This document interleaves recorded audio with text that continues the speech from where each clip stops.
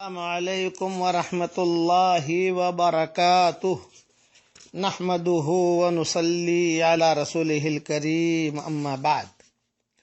خوابوں کے متعلق یہ مزید مضمون سن لیجئے۔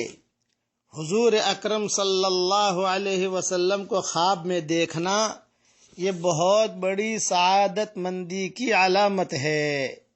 علماء نے لکھا ہے کہ جو حضور صلی اللہ علیہ وسلم کو خواب میں دیکھے اس کا مطلب یہ ہے کہ اس کی موت جو ہے وہ اسلام پر آئے گی اور سنت پر چلنے والا بنے گا۔ اگر بیمار آدمی دیکھے گا خواب میں حضور صلی اللہ علیہ وسلم کو، اس کا مطلب کہ اللہ اسے شفا دے گا۔ مقروض آدمی دیکھے گا تو اس کا اللہ تعالیٰ قرضہ ادا کرا دے گا۔ یہ ساری چیزیں فتح الباری کے اندر جو فتح الباری کے مصنف ہیں انہوں نے ساری چیزیں لکھی ہیں۔ اب خالی میں حضور صلی اللہ علیہ وسلم کو خواب میں دیکھنا یہ سعادت مندی کی علامت ہے، اور اگر کوئی حضور صلی اللہ علیہ وسلم کو خواب میں نہ دیکھے تو اس کا مطلب یہ نہیں ہے کہ اس کے دین میں کوئی نقصان ہے۔ یہ علامت نہیں ہے کہ تو نے حضور کو خواب میں دیکھا ہے، میں نے حضور کو خواب میں نہیں دیکھا تو یہ نہیں۔ خواب میں دیکھنا یہ اچھائی کی علامت ہے، اور کوئی نہیں دیکھتا، کوئی حرج کی بات نہیں ہے، کوئی سب کا خواب میں دیکھنا ضروری نہیں، لیکن چونکہ مسلمانوں کو تمنا ہوتی ہے کہ حضور صلی اللہ علیہ وسلم کو خواب میں دیکھے، تو علماء نے لکھا ہے کہ حضور کے خواب میں دیکھنے کی اگر کسی کی تمنا ہو تو کچھ وظیفے علماء نے لکھے ہیں، وہ میں عرض کر دیتا ہوں۔ اللہ کرے کہ حضور صلی اللہ علیہ وسلم خواب میں آ جائے، اور مدینہ منورہ سے ہی یہ وظیفے دے رہا ہوں۔ شاہ عبدالحق محدث دہلوی رحمۃ اللہ علیہ نے لکھا ہے کہ جمعہ کی رات میں 2 رکعت اگر کوئی آدمی پڑھے، پہلی رکعت میں 11 بار آیت الکرسی اور دوسری رکعت میں 11 بار سورہ اخلاص، بس، اور یہ 2 رکعت اس طریقے سے پڑھنی ہے، اور پھر سلام پھیر کر 100 مرتبہ یہ درود پڑھنا ہے۔ اللہم صل علی محمد وعلی آل محمد عدد خلقک ورضا نفسک وزنت عرشک ومداد کلماتک۔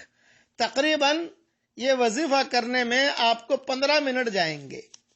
تو لکھتے ہیں کہ 3 جمعہ تک اگر مسلسل کرے تو اللہ کی ذات سے امید ہے کہ حضور صلی اللہ علیہ وسلم کی زیارت نصیب ہوگی۔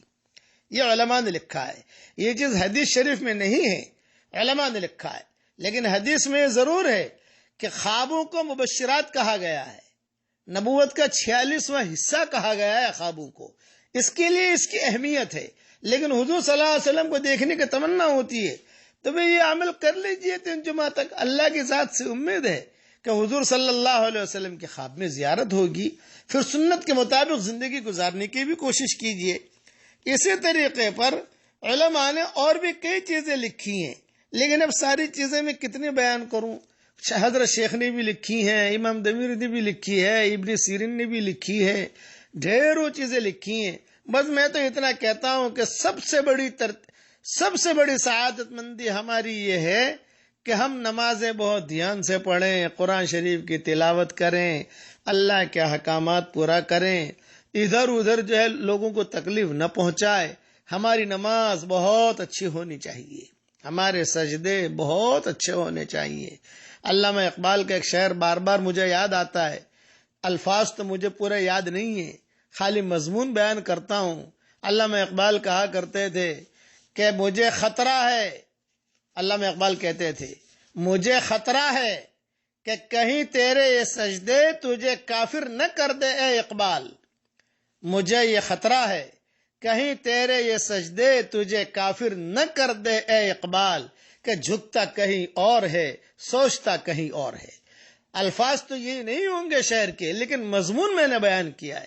جو ہوا میں بس سر بسجود تو زمین سے آنے لگی یہ ندا، تیرا دل تو ہے صنم آشنا تجھے کیا ملے گا نماز میں۔